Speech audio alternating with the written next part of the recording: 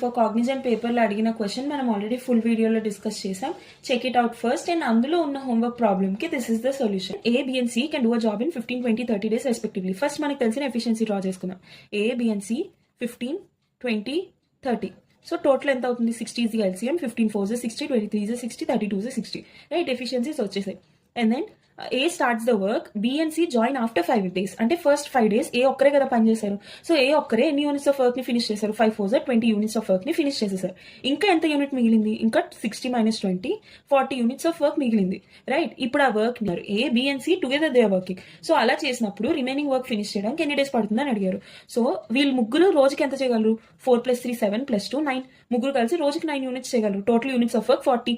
So 40/9, somewhere around 9 4s are 36.44. So 4.44 is the answer. Now try this question and let me know the answer in the comment section. And the solution మనం next short లో చూద్దాం. So see you tomorrow. Bye.